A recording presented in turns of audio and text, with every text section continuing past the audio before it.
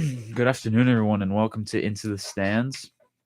Um, since we met last week, we didn't have all that much news, right? The two big free agent pitchers in baseball are still unsigned, but we did get one big free agent signing. Cody Bellinger will be staying with the Chicago Cubs. He signs a 3-year, $80 million deal, and there are, I believe, player options after the first and second year opt outs.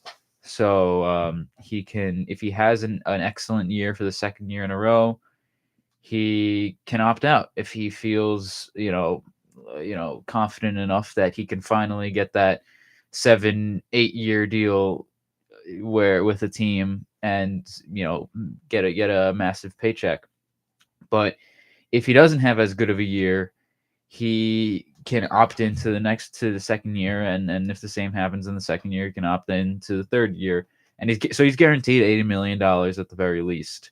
And so I think it's a great deal for both. I think it's a great deal for both sides. Listen, Cody Bellinger, it was an unfortunate free agent class that he was a part of. Then again, I mean, he was once Juan Soto signed, he was really one of the top free agents outfielders out there, but he's just been such a concern because he's never been able to stay consistent for more than really 1 or 2 years. I mean, the guy, you go back to early in his career, he comes up as a rookie and surprises a lot of people. He makes it to the All-Star team, I believe, that year in 2017, or at least he made the home run derby. He almost he went, he made it to the second round, and that's really where his name started to get known, and he was the National League Rookie of the Year that year. 2018 was still a solid year for him. He played every single game and then started to be more flexible, playing more in the outfield, showing off his defensive prowess more. And then 2019 was really where it clicked for him, and he wins the MVP, and he was outstanding. But then he goes on a 3-year hiatus where he was terrible for the Dodgers, awful, just could not get his batting average above 100. Constantly striking out. The defense was still there, but he really was a bit of a liability at times, or most of the time with the Dodgers. From 2020 to 2022, and he goes into the last offseason as an interesting name because he always has that potential. He has the power, he has the defense and the speed. If he could put it back together, right, this guy is one of the best players in the game, right? He was a top 5 player in the game after he won the MVP that year in 2019. So he signs with the Chicago Cubs, and he has an excellent season. So, but again, with his inconsistency throughout his career, nobody really wanted to give him that long-term contract that some players, the usually players that usually come off really good seasons, get in free agency. But he gets a nice deal from the Chicago Cubs, and the Cubs have put together an excellent offseason. They signed Shota Imanaga earlier. They signed Hector Neris, who was excellent for the Astros last year. They had a good offseason. I think they're definitely one of the teams in the National League Central. I was about to say one of the two teams in the NL Central. I think the NL Central is going to be interesting to look at, right? The Cubs made moves. The Brewers, even though they lost Burns, they're still there.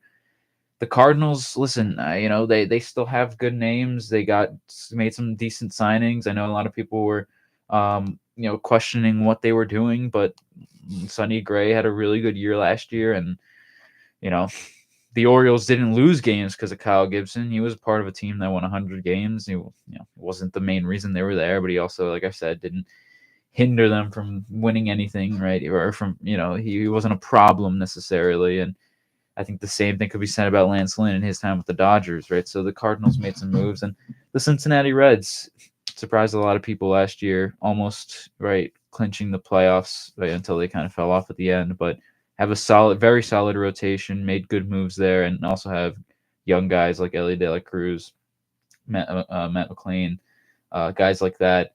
So the NL Central is a bit wide open, but the Chicago Cubs definitely making good moves. Good move for Cody Bellinger, I think. And yeah, you talked about it back then, like especially back in 2019, 2020. Many people thought that Cody Bellinger was going to maybe be the face of the MLB, right? I mean, you're talking about a young superstar in the Los Angeles market playing for the Dodgers. you figure that's a guy who is going to keep up that level of play. And he was young too. I mean, that was like what, like his age 24, 25 season. So for him to fall off like he did was very surprising to everyone. And, it's kind of more like a prove it deal with the Cubs that he got. And listen, all credit to him. He showed up, right? That Cubs team was I think surprised a lot of people last year. And I remember you had said they were going to be pretty good last year, but they were one game out of making the playoffs. And you think about it from that perspective because they only had one less win than the Diamondbacks, who ended up going on to win the World Series. So I mean, for the Cubs, this is a huge win. Being able to get that guy back, being a powerful force in your lineup, and like you said, the NL Central. A lot of people are high on the Reds.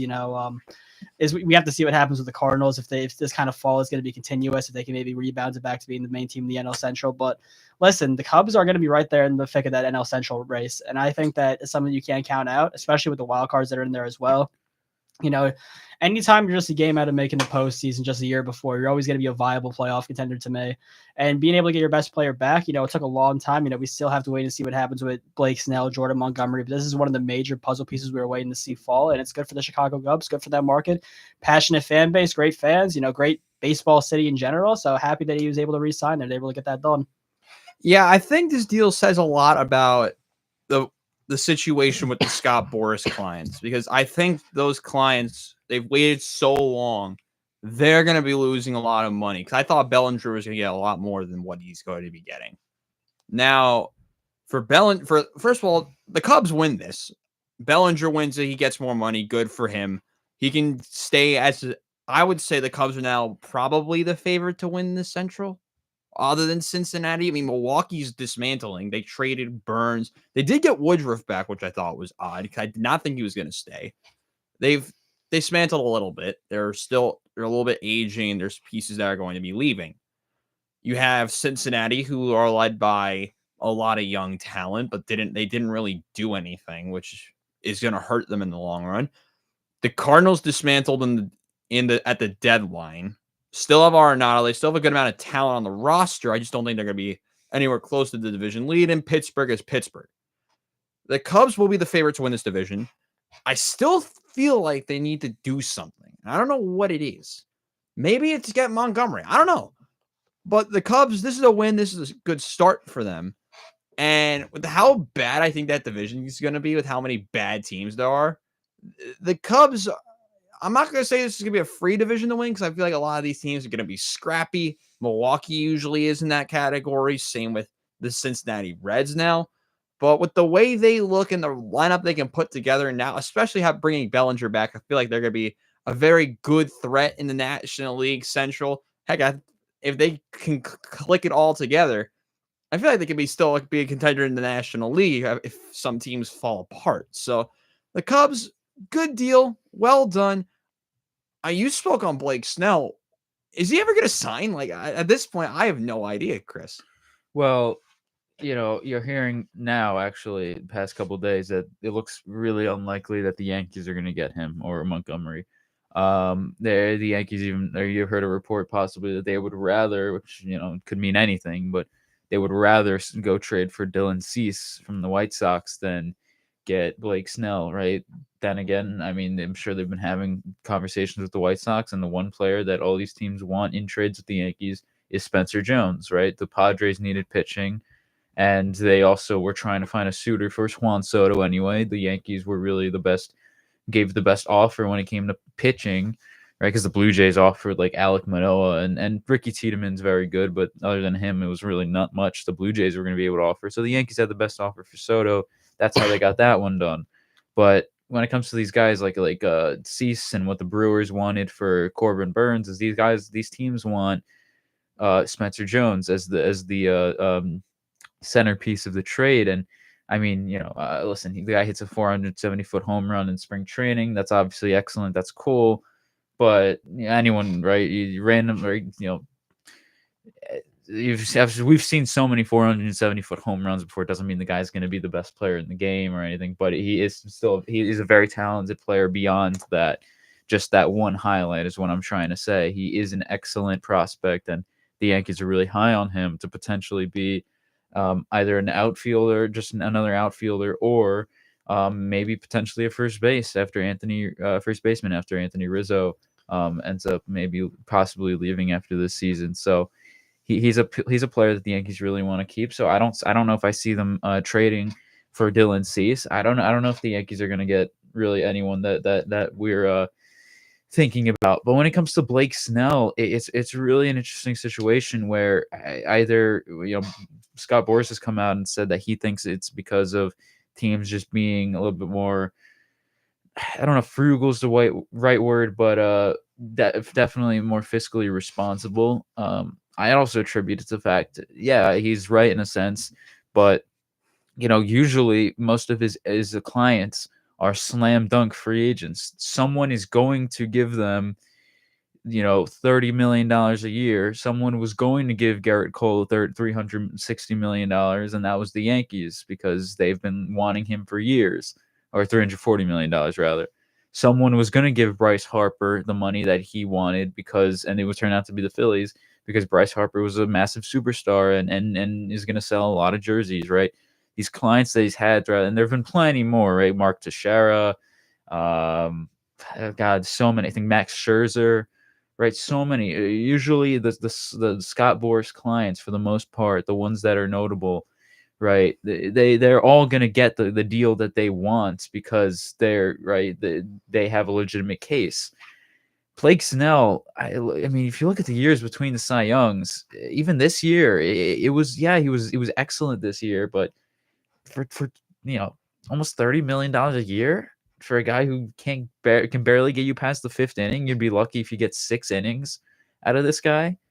Jordan Montgomery's a little more shocking to me because he's been on an upward trend as the years have gone on, and he's become a stable piece in the rotation. But again, if you're asking for $30 million a year, that's going to be difficult. That's going to be difficult for teams to be able to go out and afford, and you're taking out a lot of the big budget teams. The Yankees aren't going to do that. That's why they went and got Stroman. The Dodgers are not. They already got their rotation set. I mean, the Giants, I think I think the Giants will land one of these guys. I think the Giants might land Blake Snell. The Giants or the Angels are the two teams, right? Maybe the Angels will be in on them. Another team I'm looking at, though, is the Boston Red Sox because they've, right, Rafael Devers comes out and makes a comment that he said something like, everyone knows what we need, implying that the Red Sox didn't do anything in free agency or in the offseason.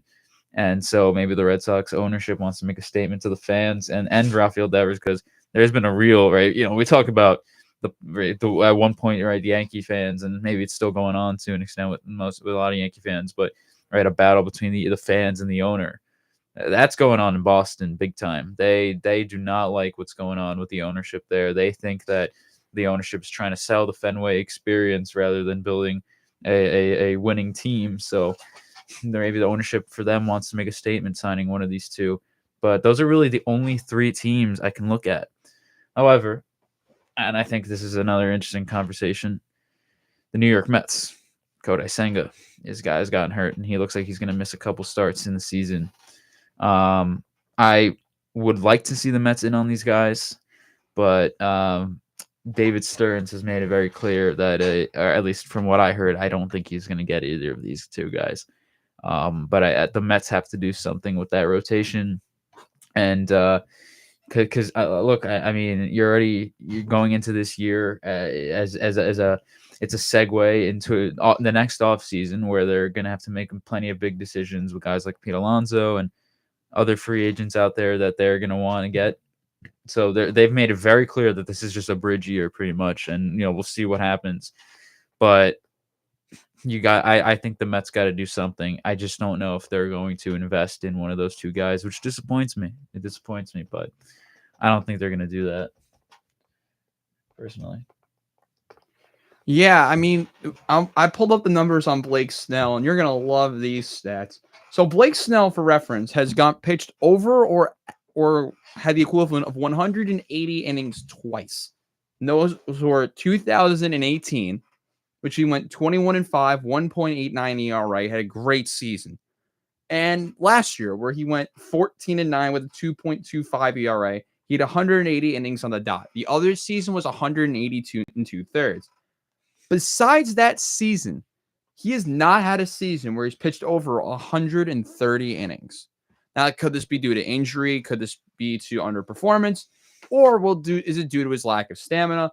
I mean, we saw what happened in 2022. 8-10, had that 3.38 ERA, which isn't bad, but he didn't go long in games. And I think that's the biggest issue with Blake Snell. I think that's what's going to cause him to lose a lot of his value. As Chris mentioned, teams want starters who can go long into games. Blake Snell doesn't offer you this. A guy who I remember when the guy with the Mets guy who we traded for that I knew was going to be bad and is going to be a regretful move because he doesn't go long in the games was Marcus Stroman. Now, has he been able to go longer in some games? He has. He did that in Chicago. But with the Mets, he never went long in the games. So knowing what those guys are like and what those guys can offer you, like the money they would want, Blake Snell's lost a lot of his value because of how long this is going to take. I think this is going to be a 1-year contract with some mid-team, and he's going to try and revive them.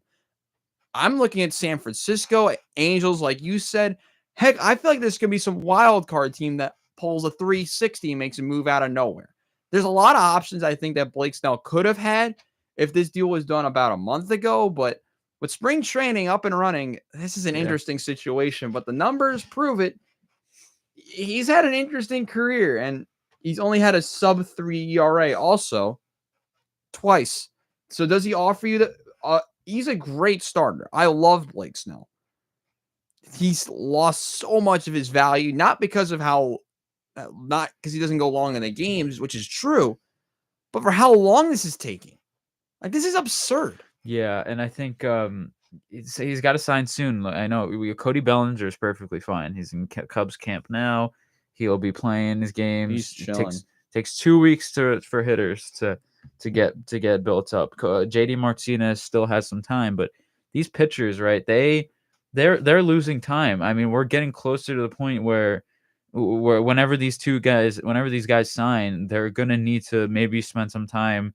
Still, they're gonna be maybe in camp while the season starts, and maybe we'll have to miss a turn around the rotation, maybe a couple of turns around the rotation before they actually go into the rotation for their teams. But somebody's gonna sign them. And when it comes to Snell, as you mentioned, look, I mean, if anything, the game is trending more towards pitchers, starting pitchers pitching less in games. It's just, again, when you're paying that contract, when the Yankees signed Garrett Cole, it's because they had not had an ace for a very, very long time. And even when they did, it wasn't, Garrett Cole's level of really elite pitcher in the game. A guy who can be that give you 7 innings on any given day. You know what you're going to get. Openers are very common. The Tampa Bay Rays do it like all the time. A lot of teams are using that idea of going more with bullpen and maybe pitchers giving you 5-6 innings. But I don't think that $30 million a year guy, not many Cy Young Award winners are doing that. And that's the interesting situation with Blake Snell. But someone's going to sign him, but someone's got to sign him soon. So I don't know if those top teams are going to be going after these guys, but if it's like a mid-tier team, as you mentioned, on a 1-year, 2-year contract, then maybe they'll be okay with him taking some time in the minors. And if it really is a 1-year contract, I feel like any team should really take a stab at that, because it's just like, if you're getting even if you say you're paying them like $30 million for 1 year, I feel like that's something where you still have to take that opportunity, because you're bringing like 2 guys who, Montgomery was part of that World Series rotation. Snell just won the Cy Young. I feel like for any team that, whether they're in the middle, try to compete maybe for a playoff spot, even a playoff contender, if you just can get those guys for 1 year on the books, even if, maybe we're not part of your long-term future plans, I think that's worth it. I think that's something you have to look into. And the fact that it hasn't yet happened yet is crazy to me. I don't know if it's still that Boris and that camp is still looking for a multi-year deal, but the realisticness of trying to find a multi-year deal on February 28th is just, I don't really see it. But if it ends up being a 1-year deal, and that's what Boris ultimately, if Boris and Snell agree on, then I think it really just becomes, it could be any team. It just feels like, and I feel like all teams should pursue that for sure. 100% agree with you, Colin. I mean, there's 2 teams where I want Baltimore to do it. I want Baltimore to go all in and just say, screw it. We're going to sign Blake Snell to a 1-year contract. We're going to pair him with Corbin Burns. We're going to make our rotation even better. Because right now, it's going to be them or the Yankees, because Toronto, I don't know what they're doing. I bet they're probably singing Kumbaya and doing nothing, because that's all they've done. They haven't really done anything. So maybe Toronto, maybe even Toronto could do it. They're not signing him, by the way. Toronto wouldn't sign him. But I'm looking at the Giants because according to this insider, they're in on Blake Snell. Heck, Matt Chapman as well. Like, this is some of the players still left. I can't even imagine this. Like, imagine none of these guys signed before the start of this season. How many good players there are still on the market? This is ridiculous. I mean, maybe then it becomes a case where, say, if a player gets injured, then a team comes in and gets one of those guys. But just, I mean, the fact that those guys have kind of been relegated to that, or maybe relegated to that once the season starts, I mean, I guess it's a testament to how Boris does business with other teams. That's something that comes into question too. I mean, I know he's one of the most, popular baseball managers in the sport, but just it comes to a point where if this trend's becoming common, I think that kind of comes into question, doesn't it? Yeah, 100%. Because again, like you can look through. I mean, there are so many players I'm forgetting, guys who have gotten massive contracts. Some of the contracts, I don't know if Albert Pujols was his agent. I don't know if he was Albert Pujols' agent or other big contracts in like the early 2010s. There are plenty of them that he was a client for. But it's most of those top names. I mean, these are two really good players as well, but it's usually those big guys, Garrett Cole, Bryce Harper, Mark Teixeira, or three of the ones that come to mind now. And his way of managing his way of getting contracts to players is the idea that there is one quote unquote dumb owner. I think that's how Michael Kay put it. That it's not necessarily dumb against. I think the Yankees. I don't think the Yankees are being hurt in any way by Garrett Cole's $36 million a year. I mean, he's one of the reasons this team is going to be. If this team is good this year, he's going to be a huge reason for that. And Max Scherzer's 7-year contract with Washington was amazing. I mean, ends up bringing a championship there. I think 2 Cy Young awards while he was in Washington. I mean, he was excellent. So a lot of those work. It doesn't mean that the team is going to be, hurt in the long run, but it's teams are realizing that maybe these guys aren't worth all of that money. And I also have to say, from Blake Snell's side of things, I can't necessarily blame him, but at the same time, he did get an offer from the Yankees, right? You hear that the Yankees were at one point the only team to offer him a contract, and he didn't want that, so he declined it. Listen, players, once they get that chance to go in free agency, it's supposed to be a ride. It's supposed to be, right, like what Aaron Judge's free agency was last year, what Yoshinobu Yamamoto's free agency was this year, who, by the way, pitched his first spring training game this year, and I think I'm going to pick him to win Cy Young Award. I mean, the guy is disgusting, and I'm not trying to overreact to a spring training game, but his stuff is just unreal. Seeing it in a Dodgers uniform, it's just he's insane. Oh my god! And I mean, you saw what these teams were doing. I mean, the teams were meeting with him left and right. He was meeting with everyone. He met some teams twice. Right? It's an experience. It's being told how good you are by all these teams and being offered all this money and being taken out to dinners and seeing all these places. It's really an experience.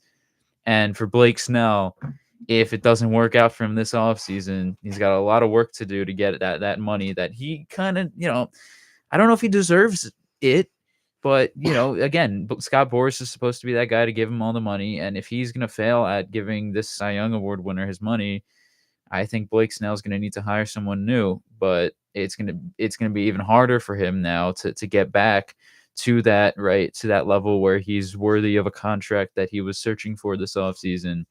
So, maybe he should have accepted that deal from the Yankees. I don't know, but I have no clue what's going to happen. I don't think I've ever seen anything like this. And, I don't know. Apparently, you're hearing. I just saw something. I don't know how true it is that John Heyman saying Blake Snell is willing to take a shorter term deal. I mean, you have to at this point. It's not ideal if we're in the season and some team signs him. Listen, a lot of those do not usually bear fruit. And I know we're talking about a Cy Young Award winner, but in recent memory, the names of guys that sign in like at the end of spring training, especially pitchers. It does not go well in that first year. I think of guys like Craig Kimbrell, who was never the same after 2018.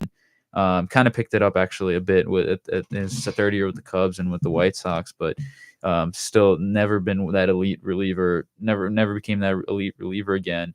Lance Lynn had an awful year in 2018, where he didn't pitch much spring training, and Dallas Keuchel pretty much fell off the face of the earth after 2018 as well. And these are three guys who signed at the end of spring training, and some of them during the season.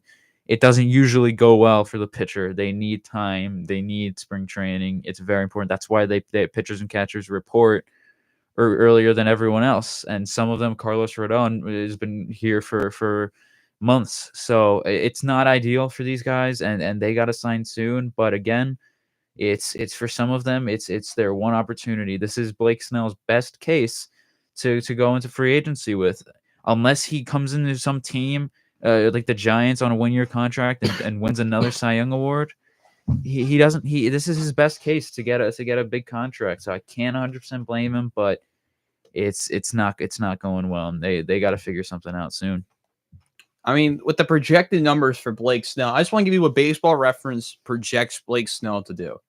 According to this source, he's projected to go 11-9 with a 3.28 ERA, which is good. The issue is the innings pitched number, 162 innings. If you're an organization, are you really ready to pay a guy $30 million a year to pitch 162 innings? I can't buy it, dude. On a long-term deal, especially, I can't buy it.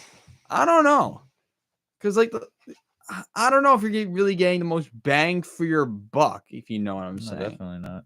You're definitely not. It's a scam.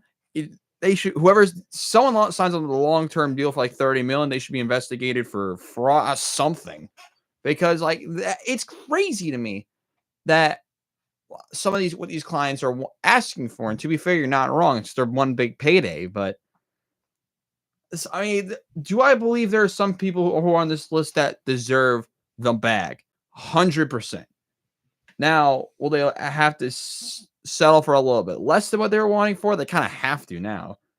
And I'm looking at Matt Chapman for that option, who I think has to leave Toronto at this point. Yeah, no, it's not. But I mean, if you really think about it, where do you think is the best fit for Matt Chapman?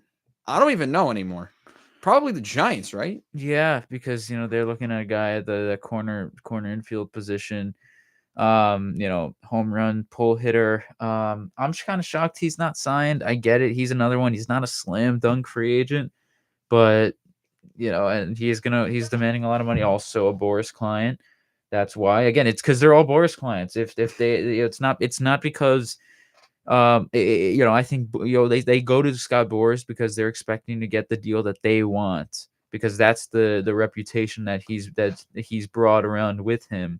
But again, usually his clients tend to be slam dunk free agents when they head into free agency, and these guys are not that. And the money that they're demanding is not what teams want, and it seems like there's really no room to negotiate. So I'm shocked that Matt Chapman is still signed. He seems like a guy who I would have thought would have signed earlier, because he's kind of, we know who he is. He's not gonna be elite, with the bat, but he's gonna give you some pop, and he's gonna play a damn good third base, defensively. I think that's in a sense that's valuable to have in the middle of a lineup, some power and defense there.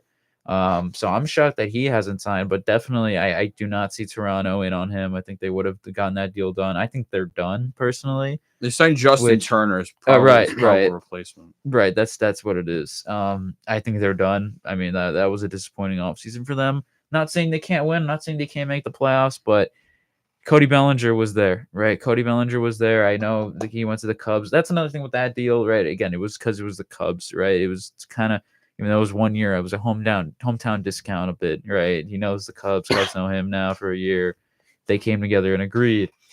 I don't know if that deal would have happened with Toronto. So, but that's a little disappointing there. But I think the San Francisco Giants, right, are definitely going to be on still some of these guys. It's just a matter of what the money is. Again, we're a year removed from these guys saying how they were never going to get outbid for Aaron Judge for anyone, and they've made some moves, yeah, but I think also taking on the money of Robbie Ray, that's another thing that they did. I forgot about that actually.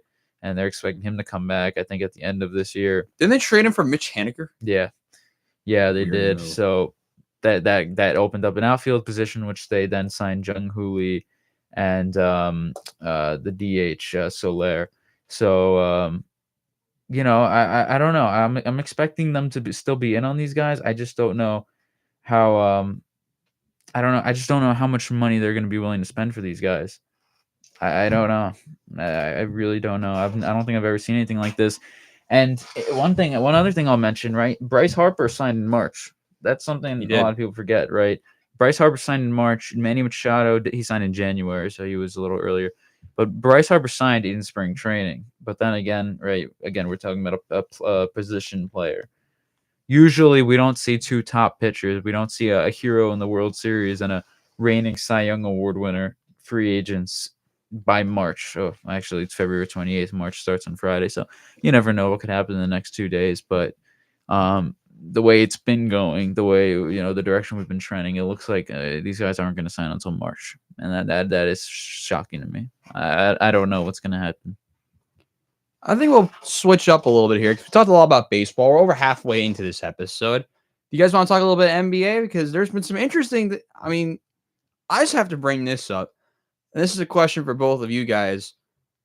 The Knicks game on Monday, I think, has to be discussed. The end of that Knicks game on Monday. Being people who did you watch the game on Monday, Chris? I didn't watch live. We had class. And Oh, then it's we right. We got home, and I didn't see the end to that, but you saw the continue. video. I assume, Of right? course, I think everyone did. All right, so we'll start with you. Break it down for us. Because I went over it, I think about 1 million times, and tried to find pros and cons to both. But I said it yesterday on my personal show. I couldn't justify that there being a no call. What were your thoughts on that? I mean, it was a foul. I mean, it was a collision between. Right, it was DiVincenzo, right? And who was the other guy? I mean, it wasn't Killian Hayes, is it? No, Killian Hayes left there. I don't even remember. It was it's Sar Thompson. Sar Thompson, yes. Right, and I mean it was a foul. I don't think that it needs much explanation, right? I don't know. I mean, it's whatever. I mean, the Knicks are a team that have struggled recently. I'm not saying that that justifies it. Of course, it's a foul, but listen, let's not make it seem like this is the first time anything like this has ever happened in sports, right? I mean, referees make mistakes, right? Wasn't that your big thing, Robbie? Yes, it is. Right? Human error. I'm just saying, right? And as a Knicks fan, look, yes, it's a foul, but am I happy the Knicks won? Yes, it's happened. There have been many mistakes that have been made. The baseball umpires, Angel Hernandez, and not just the pitchers. Umpires make mistakes with missed calls, right, on pitches. But this guy will miss when he does first base umpiring, a guy will be out by 10 feet and he'll say that he's safe. Things like that, right? The easy calls like that. Things happen, right? Referees make mistakes. Problems happen. It's frustrating. That's just what's going to come with sports, right? And I mean, we're talking about it was the Pistons. I mean, that's what made it worse for me was the fact that it was the Detroit Pistons. No, I mean, again, it's like if it was a high stakes game, if it was a playoffs game, I get it. I listen, and I understand it's worth talking about. I understand it's worth talking about. I'm not trying to say it wasn't a foul. It's not. That was not a good play. That a guy could have gotten hurt there. It was really. I mean, that should have been called a foul, but I feel that instead of people being, worried about the player, it's more of like, this is right. This should have been called. And my response to that is like, why are you shocked? This happens all the time in sports. It is frustrating, but it is also a bit of bias from Knicks fan. I think the reason is that when you look at it in real time, it looks like DiVincenzo seems to die for the ball before Sar Thompson does. But regardless, obviously that is still a foul. Mm-hmm. But, it's just the way that basketball works. As we remember just a couple weeks ago, there was that game between the Knicks and the Rockets where the Knicks felt like they were, right. They didn't get that call their way. So that's just the way sports work sometimes, right? You get calls that go your way, you get calls that don't. I mean, the Knicks are still trying to protest that Rockets game, which I don't think that's going to happen because it's only happened a few times in NBA history. It'd be pretty unprecedented if that actually truly is the case. But listen, the referees admitted they made a mistake. I know Monty Williams had that post-game press conference where, he spoke for a minute and walked out. That was great. Yeah, and you got to feel for the Pistons, right? Because obviously they've had to say the least, a lot of fans that have gone against them this season. They're the worst record in the league, 9-49 right now. But kind of like you were saying, at least that's kind of the one benefit to it because, the Pistons would have liked to have won that game, right? It would have been big for that team. But it's not necessarily like the Pistons are going to look back at that game in April saying, like, oh, we could have made the playoffs or made the play-in if we won this game. So, it sucks for the Pistons. You like to see those teams, come through that adversity, especially, going into Madison Square Garden, high stakes, a young team. But it's just the way the game works sometimes. For the Knicks, it's when they needed two, right? Because you mentioned how they were sliding. And it really just comes down to when these guys are going to come back. The main one is Julius Randle, of course. And there's been a lot of debate over whether or not he is going to get surgery or whether he should get surgery. And it really just comes down to what's better for him long term. But if Julius Randle is unavailable for the rest of the season, that is going to take a major hit to the Knicks' chances in the postseason. And listen, I know Julius Randle has been a guy where he hasn't showed up in the postseason, in 2021, 2023. There's been documentation that he's a guy who the play goes down. But regardless, not having your number 2 scoring option potentially in the playoffs is going to be a huge miss. I know OG Anunoby, I know Dante DiVincenzo, all the additions that they made so far have worked dividends. Alec Burks has come in, but he hasn't really been what the Knicks have wanted so far. But the Knicks kind of knew they were getting with Alec Burks because he was on the team a couple of years ago. But regardless of all that, besides the point, the Knicks need to get healthy. That's the most important thing to me. We'll see when Anunoby comes back. My apologies. Go ahead. No, just Julius Randle. It really comes down to me whether or not he ends up getting that season-ending surgery. Yeah. What did they trade for Alec Burks again? That was the Bojan Bogdanovic trade. Yeah. Weird trade. I mean, I feel like that's a nice addition to add to the roster, But Bogdanovic is a guy who averaged 20 for the Pistons. Sure, it was the Pistons, but if you pull him, as a complimentary piece, a guy who can, get offense there. I just didn't like getting back Alec Burks because I do remember back in 2021 when the Knicks really still had a point guard issue, and that was back when Elfrid Payton was a starting point guard for a playoff series. There was even times, I think, at 22 where Alec Burks ran the point guard position, which, for reference, Alec Burks is a natural guard forward, so that just really didn't make any sense at all. So, yeah, I wasn't crazy about Alec Burks, but it's just the nature of, guys are hurt, you're getting away for them to get healthy. But if this Knicks team is healthy, and like I said, it really comes down to Julius Randle, they could be something. But, yeah, I mean, obviously, getting that call against the Pistons helped them out a lot, right? I mean, I think we could all agree about that. 100%. I mean, like I said, I was weighing between both pros and cons. And this question the fact that a lot of Knicks fans said that wasn't a foul was, to me, the biggest thing from that was concerning. Because you get what they're trying to say here. DiVincenzo's going for the ball. It's a loose ball. No one had possession. I get that. But he went up and he went underneath the dude, no? Yeah, but that's what fans do. I feel like you can pull up so many instances of blatant calls or fans hit. I mean, you can even go back to the Super Bowl 2 years ago. I bet you Chiefs fans are going to say that that holding on James Bradbury, that was like a full blatant foul. It really wasn't. You can go even back. I'll go back to the 2019 NFC Championship game with the Rams and the Saints. I bet you there's a bunch of Rams fans out there who will say that C.J. Gardner-Johnson, that wasn't a pass interference. But that's just the way fans are, I like that, though, the refs admitted their mistake. That's always good. You want to see the refs take accountability. Like I said, yeah, it just sucks for the Pistons, but, ultimately it wouldn't have meant that much. If anything, it might help them in the lottery, right? Because there's a lot of teams there at the bottom. I mean, they're tied for the We're talking about teams at the bottom. How about the Wizards now matching with the Detroit Pistons? We thought the Pistons were undoubtedly going to be the worst team in the league this year, but the Washington Wizards, man, they've had some problems. Jordan Poole has not worked out there. Yeah, absolutely not. I mean, when they traded for Jordan Poole, it didn't make any sense to begin with, and I knew it was going to be bad. You never thought it would be this bad, right? Got moved to the bench. Oh, yeah. Who's their point guard now? I'm not even sure, to be honest with you. Maybe I know Denny Avdia is one of the starters, one of their main guys that they're going forward with. Is Kuz still there? Kuzma is still there. Oh God! Daniel How is Gafford. this team of 9 wins? Let me take a look. Actually, it might be like a Tyus Jones, although he might be actually still on the Grizzlies. I think he's still on the Grizzlies. Yes. I mean, what this Wizards team, what they were a couple of years ago. Just imagine this: going back to the days, Bradley Beal, John Wall together. They had some other piece I'm forgetting about, but that team was still competent. What the heck happened in the nation's capital? I just don't. Does every Washington team want to be bad? You have the Commanders. Oh no, I am right. It is Tyus Jones. He's a starting point guard. Oh, he is. Yes, How the- starting I'm not lineup. get- At least when they played the Warriors. Great Tyus shout. Jones, Landry Shamet, Kyle Kuzma, Corey Kispert, Marvin Bagley III. How is this team have 9 wins? That's absurd because that team should have had double-digit wins probably at the beginning of this month. That's insane. And we all knew what Detroit was. I feel horrible for Cade Cunningham. I want them to trade Cade Cunningham, even though they're never going to do it. I feel so bad for him because he's so talented, but he's getting ruined in the Motor City.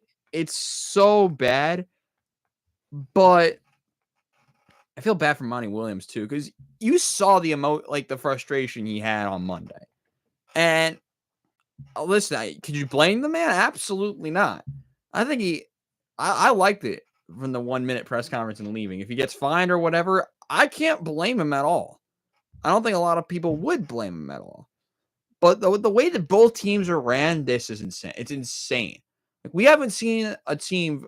I believe the worst record, and you can correct me if I'm wrong, was Charlotte in Bobcats, 2013. yes. But that was a lockout shortened season, so they only finished, I want to say, like 70 and 57. But if the season went on. 7 in wins. terms of an 82-game season, the worst we saw recently was the 2016 Philadelphia 76ers, who went 10 and 72. We're not seeing which is that. funny to think about, right? Because the same year we had the 73-9 Warriors and the 10 and 72 76ers. So, I mean, I think I remember they played a game too where the Sixers actually came close to winning, Yes, believe it or I not. remember that. But that's back when they had the free-headed center monster of Embiid and Nerlens Noel and Jahlil Okafor. If we're going really back right now. But everyone thought the Pistons were going to be on that level. But, I mean, already having 9 wins is pretty good. I don't think they're going to be the worst, record of all time. They would take basically them losing out the rest of the way to get there. So pretty good rebound. But, yeah, I mean, in terms of Monty Williams, this is a guy who, got a huge contract after leaving the Phoenix Suns. And I didn't think he was going to leave the Suns, but going to Detroit hasn't really worked out so far. Like you said, Cade Cunningham, need to get him some more help because he's a special player, what he's done so far for the Pistons. But ultimately, if you're a lot of times young superstar players often have a lot of time overcoming the adversity of the team around them. That's kind of what we're seeing right now in Detroit. 100%. I mean, the third worst record, Colin, unfortunately, is your Spurs, who have Wembanyama, and shout out to Wembanyama from last night, I think is what it was. We had that block where he didn't even need to jump, which I thought was absolutely hilarious. A couple of days back, the first rookie to get a 5x5 game. Oh, yeah. 5 points, 5 rebounds, 5 assists, 5 steals, and 5 blocks. So I've seen a lot of people say that there's a chance in the future that Wembanyama could possibly, make the 5x5 as common as a triple-double. I think that's a little insane. But if we're talking about a guy who maybe could be all-time blocks leader. I mean, we're already seeing. I've never seen a rookie really be this prolific in terms of blocks. I mean, I don't think he's going to get it, obviously. But there's arguments that people will already tell you that Wembanyama should be, a defensive player of the year candidate. I think he's definitely a guy who can make an all-defensive first team, second team. I mean, there's been guys, too, in the league who have been tall before, right? We've seen guys like Ralph Sampson, Yao Ming. And there's a lot of people who will seem to just assume that because you're that tall, you automatically should be that good at shot block and should be that good at interior defense. But it's a hard thing to do, right? Especially in an era of more offense. To see Wembanyama really stack up blocks like this matter, I believe he is still leading the league in blocks, about 3.5 blocks per game, which is an absurd number to put up for a 20-year-old rookie. So to me, I mean, once again, the Spurs haven't been playing great basketball as of late. There's a lot of pieces that really have to be figured out. But I'm going to go a little bit off topic here because we're starting to be talks about what could happen. Because one team that has been, falling apart as of late is the Atlanta Hawks. And I've seen a lot of discussion, and more so than I would have imagined, about Trae Young being a possible target for the Spurs in the summer. And I've seen a lot of shout, but I like that idea because I've just seen a lot of reports about it. But I've even seen them ask Trae Young about playing with Victor Wembanyama. They were together at the Rising Stars game, the skills competition. And I think that's a move which, if you're the Spurs, you have to look into. And it'd be really kind of a full circle moment, right? Because if you remember back when the Spurs traded DeJounte Murray to the Hawks, they ended up getting 3 first-round picks from the Hawks. So imagine the Spurs traded back the Hawks their own picks to get Trae Young. I mean, that would be one of the craziest maneuvers I think we've seen recently in terms of general managing. But I just think that it comes to the point where Wembanyama special, you have to find other guys to surround him with. I think there's some young pieces there. I think Devin Vassell is a guy who is going to be in that starting lineup for a while. You wanted Jeremy Sohan to get to that point as well. but it especially comes down to, finding like that true point guard for that offense. And, what better option could there be than Trae Young if he's out there, right? I 100% agree with that. I actually really like that idea of sending Trae Young to the Spurs. Getting you 2 really good scoring weapons, albeit Trae Young brings, I think, no defense. But who needs defense when you can put up a ton of points? I mean, what Trae Young can bring to San Antonio, a more experienced guard, and I think, is he a multiple-time All-Star now? Yeah, but the funny part about Trae Young, too, is that he's really kind of made a lot as a kind of an injury replacement, which I think it kind of speaks to the fact that a lot of people are very critical about his defense. And I think that's warranted. But then again, this is a guy who, averages about 27 points, 10 assists a game. I mean, crazy numbers once again. It's just, they had that season in 2021 where they made the Eastern Conference Finals. The Witten really hasn't been there since. But, you have to wonder, if you compare him with a guy like Wembanyama, how would that offense look? I mean, we know Trae's a guy who really has no problem distributing the basketball, which has been a common criticism of his Spurs teammates. So, yeah, I think Wembanyama and Young would be fun. But, yeah, in terms of that pedigree that he has so far, I mean, that would bring something that this team clearly does not have at this point. 100%. I agree with that. I mean, when he got drafted out of Oklahoma, I remember when he was getting drafted, I think it was URI when they played in the NCAA tournament. That's when I really noticed that his defense was kind of trash. But at the end of the day, the Hawks are 26-32. They're 4 games safe in the play-in from Brooklyn and the Raptors. Now, I don't think either of those teams are going to threaten Atlanta, but I don't know. They're in a very weird spot. There's a lot of teams in a couple of weird spots. I mean, the one that I was looking at, so the Warriors is still in 9th, the Lakers in 10th. I mean, there's a lot of weird teams this year. I mean, the Suns are only in 6th. The Thunder are still doing Thunder things. They're tied for the top. They've won 6 in a row.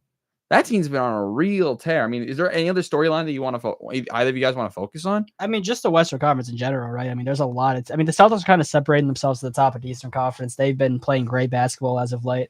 But if you look at the West, I mean, there's not really like a clear-cut team where I'm going to say like this team's a definitive contender. I mean, because you have Minnesota right now at the first seed. You have Oklahoma City, Denver, the Clippers, Pelicans, Suns. Like, they're all in that mix. You can make a genuine argument as to why all those teams could go to the second, third round of the playoffs. But I guess kind of one thing I want to talk about now is the Los Angeles Clippers rebrand. I'm sure we've all seen that. The new logos and the jerseys about that. Personally, I will say I do like the logo. I see there's a lot of kind of debate about it, but I mean, at least to me, I think a lot of logos as of late are becoming more kind of basketball centric, where a lot of teams, have basketballs in their logo. I kind of like the idea of the Clippers going back to what the name actually means, being like a ship. They're going to be opening a new stadium next year. That's kind of the big reason why they want to have this rebrand, kind of distance themselves from the past, kind of being the little brother to the Lakers. Kind of want to get your guys' thoughts on it. What do you think of the Clippers rebrand? Yeah, I like it too. I do like the logo. I like their former logo, right? I for some reason, the first player, well, not for some reason, I think it was pretty obvious why. But the first player that comes to mind for me is Blake Griffin with that logo. Yeah. And now, so moving to the future now, and a new team, but a team that they expect to still have expectations for. It's a new rebrand, a new stadium. It's only fitting that this goes along with the new stadium, or the new arena rather. And I like it personally. I do like it. I like when teams integrate their the meaning behind their team into their logo, right? And doing things like that, right? I like when team names have a specific meaning, right? And like a real historical or geographical meaning. For example, I guess like the Rockies are named that the Colorado Rockies because of the Rocky Mountains, things like that, things that pertain to that area or to a particular thing. And I like when the logo incorporates that into into it. So I like it a lot. I like the idea of putting the ship on the logo, and I think it's really cool. And it's only fitting. And yeah. Yeah, I kind of like it too. The jerseys, I'm gonna be honest with you, I don't like one of them. That's the blue base with the red letters. I can probably grow into that, but The I think red it's letters, just like is- navy blue hasn't really been a Clipper color. It's been more kind of like Yeah. just a normal blue. So to me, that's kind of like strange, but I guess it kind of just to coincide with the logo. I guess. I mean, the white looks good. The red one, kind of mid. The blue one's the one that's sticking out the most to me. I mean, the lettering looks fine. The Nike logo, it's Nike, and then there's a Jordan logo for one of the other ones, which I thought was kind of That's a statement jersey. that's a It's just statement the jersey. main That's right. alternate. My mistake. So, I mean, what they're trying to bring with the new logo, if I had to give it a rating out of 10, I'm giving it an 8. I mean, it's pretty good. I like the ship in the middle with the C and the Los Angeles Clippers around it. I kind of like that.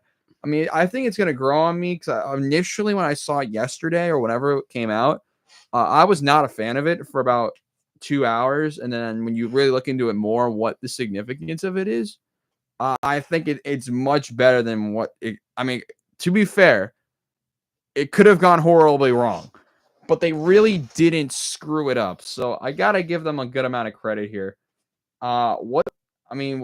They have like some other secondary logos down here. There's a primary, a partial, and all that, but whatever.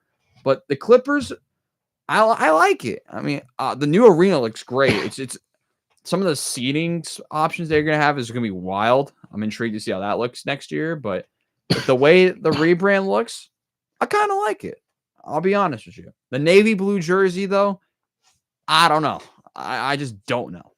I mean, yeah, the Clippers are a team in general to look out for. We're starting to see, I mean, if I told you back in 2019 we have a team with, Russell Westbrook, James Harden, Kawhi Leonard, and Paul George all in the same roster, you would think that team's immediately going to the NBA Finals. I mean, those 4 guys have had immense success in their career.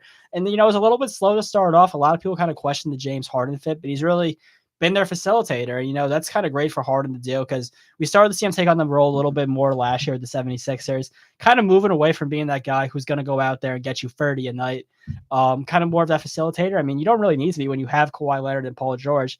I think they're a team who's going to be really scary in the postseason, depending on who they play, especially if they get a younger team like the Thunder, which you never know what's going to happen there. But obviously the Clippers are always going to come down to health. But if that team is healthy, especially, you have Russell Westbrook coming off the bench as a 6-man, watch out for the Clippers. They're going to be scary. Is there anything else you guys want to talk about real quick? Also, quickly, a shout to actually, it's not even a shout out. This is just some sad news today. Zach Wilson was given permission to seek a trade. We all thought this was going to happen. I have no idea what took so long. I thought this would have happened in about 5 seconds. Actually, let me talk about this. What was your guys' thoughts on what McCall Hardman said about the Jets situation? With the short amount of time we have left, let's take a look at what McCall Hardman said. Because I, for one, let's see what Hardman said. So in this article, he was told the Chiefs, come get me from the Jets. Because one, the Jets never really used him. Kind of sucked, I'll be honest with you. That's putting it lightly. But some of the stuff he said, I mean, there was apparently like a leak that he leaked the game plan to the Eagles, and then we still beat the Eagles, which is hilarious. But I mean, with Joe Douglas responded saying that, I'll just say those comments definitely resonated with us. Like, it's a weird thing to say. I mean, you want a title, you want a ring, good for you. Le'Veon Bell didn't do this. I don't really remember another Jets play that they traded or cut that went to a Super Bowl team that went out and, won the Super Bowl and then said something like this. You got to remember, McCall Hardman didn't do absolutely anything until the Super Bowl. So why is he saying it's a weird one for me? Because, yeah, you could go out and talk some whatever type of wording you want to call it, but I don't know. This is a very I think it's an unprofessional look. This is not me being a biased Jets fan here. This is me saying, wow, look at this guy. This is a really weird. It's a weird one. Let me ask you guys about it. I think to me, when I see a quote like that, I think I really call into question the Jets culture because, obviously when you see Aaron Rodgers go down, I think that, with the roster you still had around, you still had hopes of possibly making the playoffs, but I feel like the Super Bowl hopes kind of went out the window, obviously after losing Aaron Rodgers. But I mean, when you see something like that come out, it really makes me wonder how Robert Saleh actually does run his operation, right? Because, Saleh is a guy who, is an energetic guy, a passionate guy, kind of more of a person who appeals more to the fans, but the results haven't been there. And, we all thought it was going to happen with Aaron Rodgers. It still could happen next year with Aaron Rodgers, but I feel like coaches are kind of best defined when they're under a bunch of adversity. And Robert Saleh was under about as much adversity as you can be as an NFL head coach last year. I mean, this is a team who had all the preseason hype. It kind of reminds me a lot of the 2019 Cleveland Browns when, they ended up getting Odell Beckham Jr. Freddie Kitchens was the head coach. He got canned after a year because that really went sideways. But, it ended up working out for McCall Hardman. He ended up going to the Super Bowl and he ended up going back to the Chiefs, getting that game-winning catch in the Super Bowl. So I don't think he's that worried about the Jets at this point anymore. But like I said, yeah, when I see something about that, it really makes me question Robert Saleh. And it's so important in the NFL that you don't lose the locker room. You keep those players together. But when a head coach loses in the locker room, that's usually a sign that their time is coming to an end. Now, Aaron Rodgers could change that if he's still back to being the old Aaron Rodgers that we know next year. But if Aaron Rodgers goes down again, I do not see Robert Saleh surviving next season. At least that's the way I see McCall Hardman's quote. Right, and I know Joe Douglas had some things to say about it as well. Obviously the general manager of the Jets. Yeah, it is interesting, but yeah, I agree with you, Colin, that you gotta take into question the culture, because this guy comes here, expecting to win.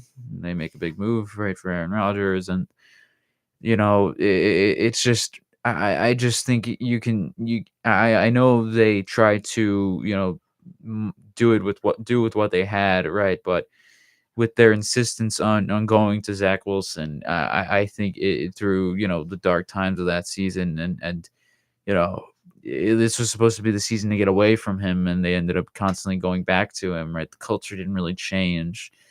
And so, I mean, the guy goes to Kansas City and obviously wins there. And good for him, but yeah, definitely when you hear comments like that, you gotta the questions immediately go to the Jets, right? This is a Jets situation, I think, even more than it is a McCall Hardman situation, right?